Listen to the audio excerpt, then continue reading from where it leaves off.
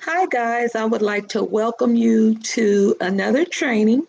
And this one is really going to be covering some objectives to help you reclaim your life. I'd like to welcome you all here in this space. You will be able to go through the modules at your own pace.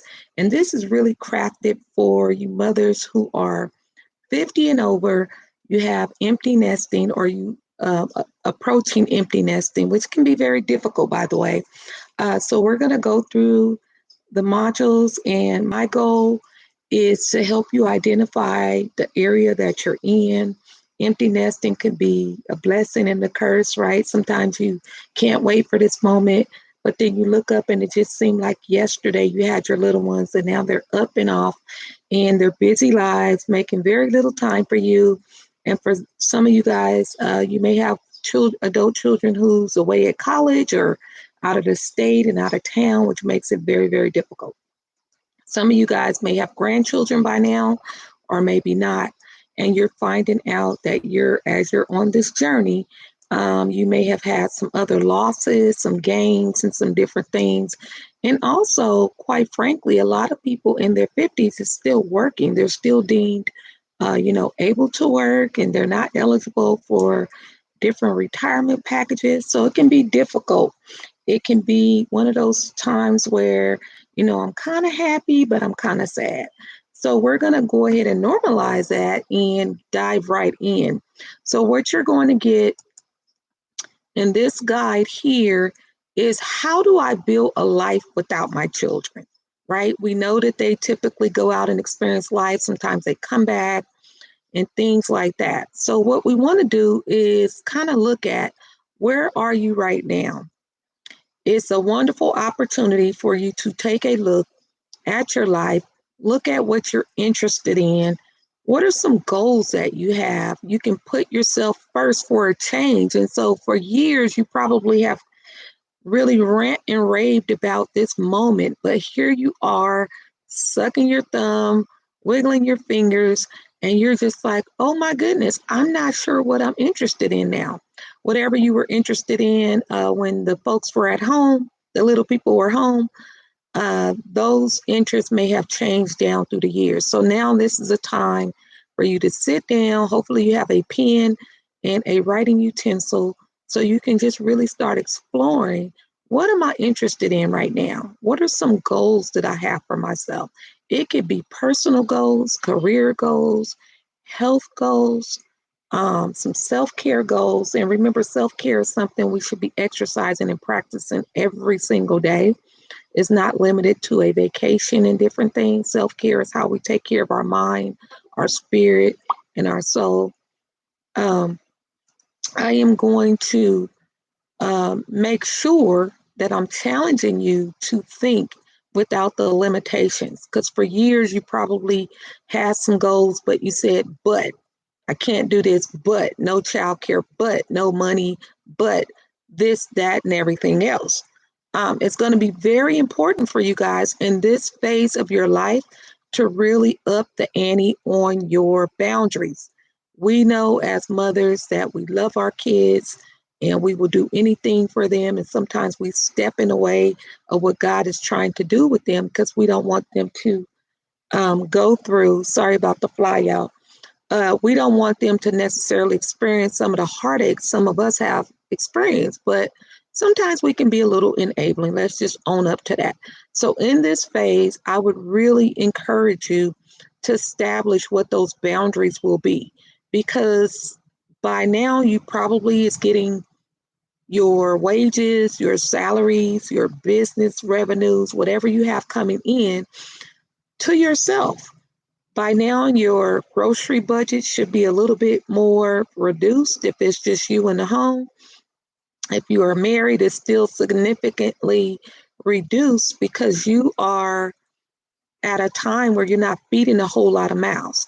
And so, what you want to do is really understand what is my financial boundary. And that's the number one thing that we're going to talk about right at the top here, because most of the time when our young people are evolving, one of the things that they learn on a journey is money don't grow on trees. Now they're experiencing it for themselves. This I just want to get all up in our webinar today.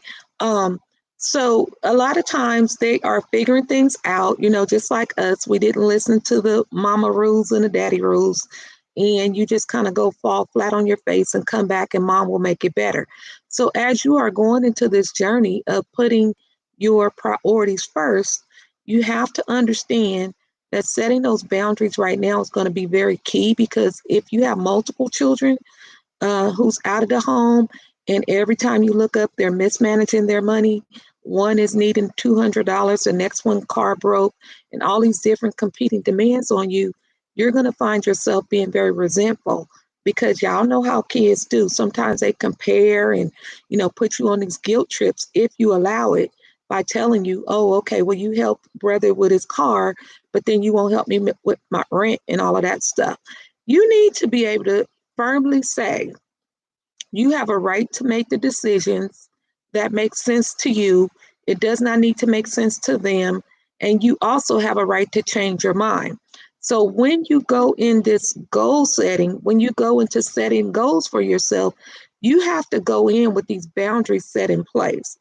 Doesn't mean you're going to exercise them all the time, but it's going to be very important that you set those boundaries up. And I know that each kid have different needs, right? And so you have got to be very clear about what that's going to look like. I'm a big fan, have always loved Maya Angelou. I continue to YouTube her interviews and different things like that.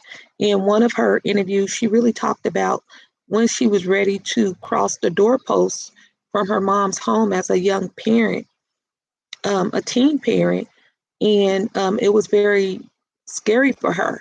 But one of the things she did talk about is her mother blessed her with some marching orders and kind of set some boundaries, but yet in a loving way. She kind of told her once she crossed that threshold to the outside world, that she is to remember the things that she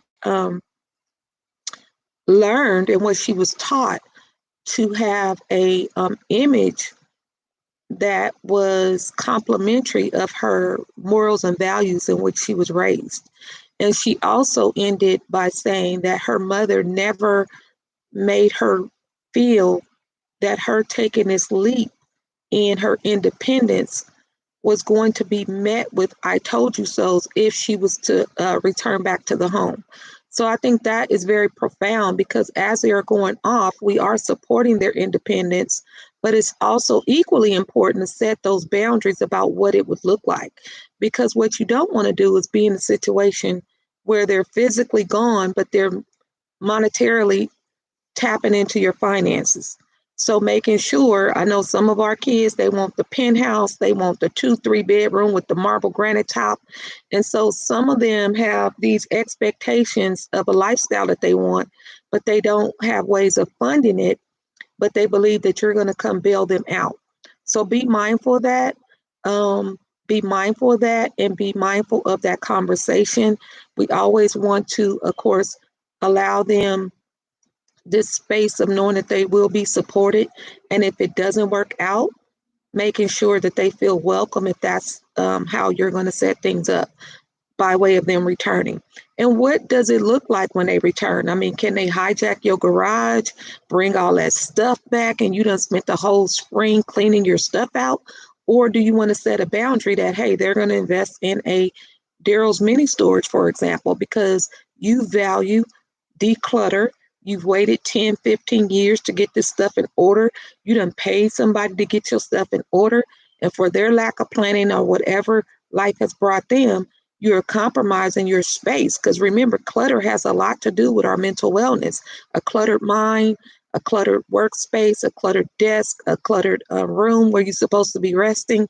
All of that plays a huge part in how you are taking care of your mental wellness.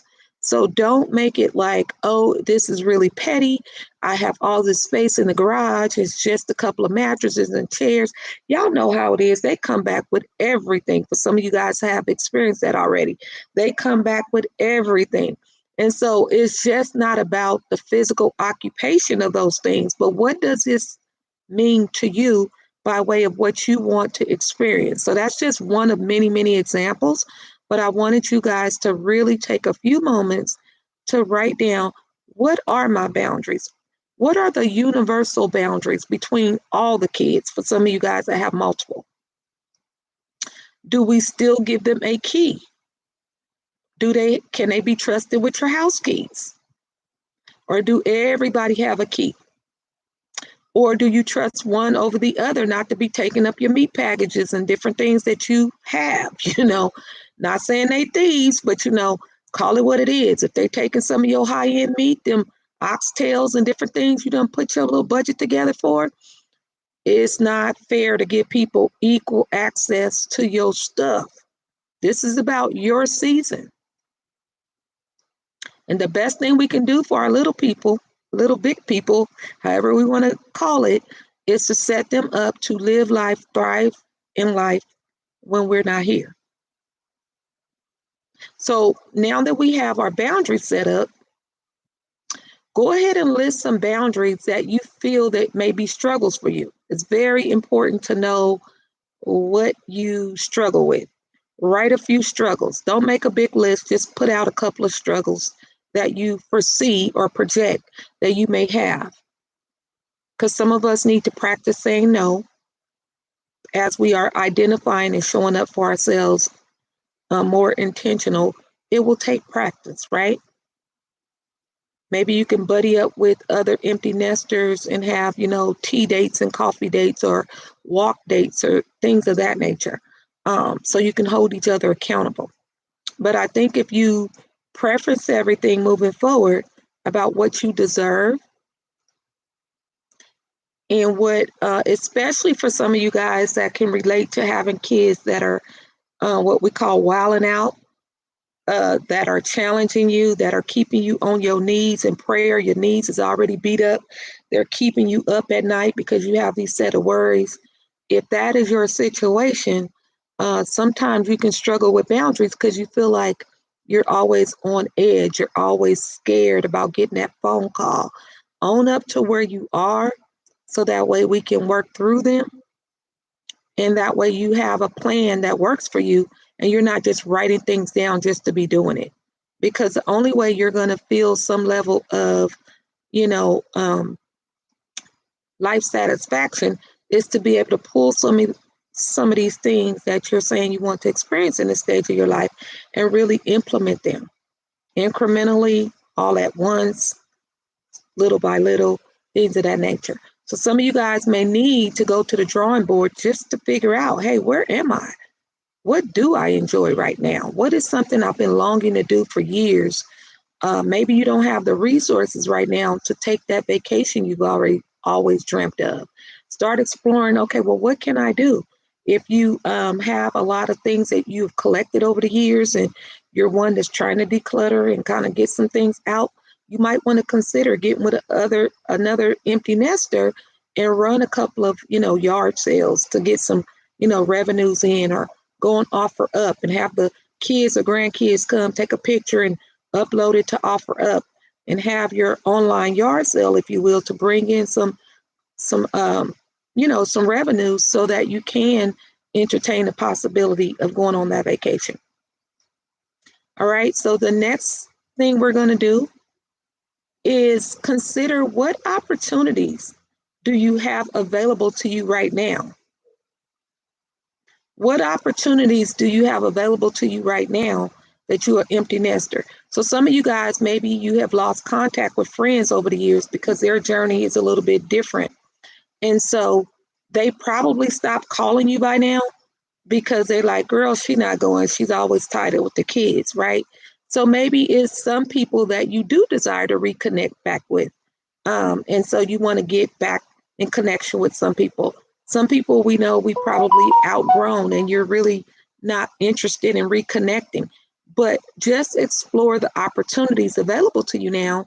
I know for me, our youngest is 17 at the time of this recording. And so, he's in love for the first time and all this stuff. And so I'm able to go to documentary nights that I look forward to going to. I don't have to get childcare. I don't have to set up meals and all this stuff because he's one of them that's real picky. And most of the stuff he was raised with eating, he doesn't eat anymore. So that frees me up from all the barriers that comes with little people.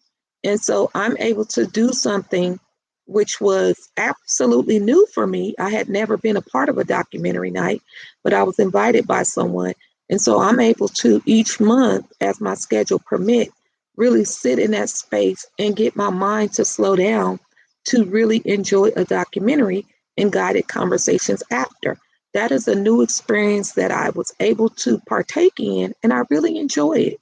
It's something new, it's something that I needed, and it allows me to unplug from digital devices and really commune with people from different ages and backgrounds. And so that's something that I really would say opened up for me during this season. So do the same for yourself. What are some of the advantages of being an empty nest mother? What are some advantages that you see? Go ahead and jot those down.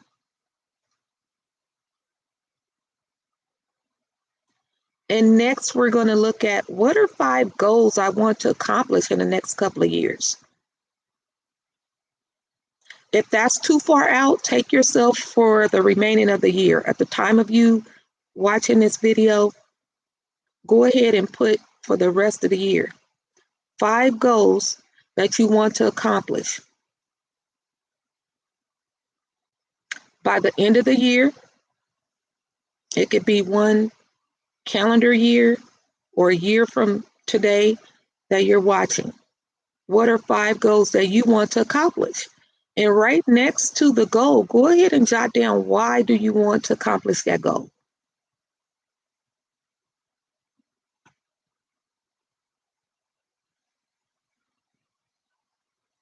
Okay, moving right along, we're going to go to how will this stage in your life affect your relationship with your spouse? So if you are married or in a committed relationship, how does this emptiness phase impact your relationship with your spouse?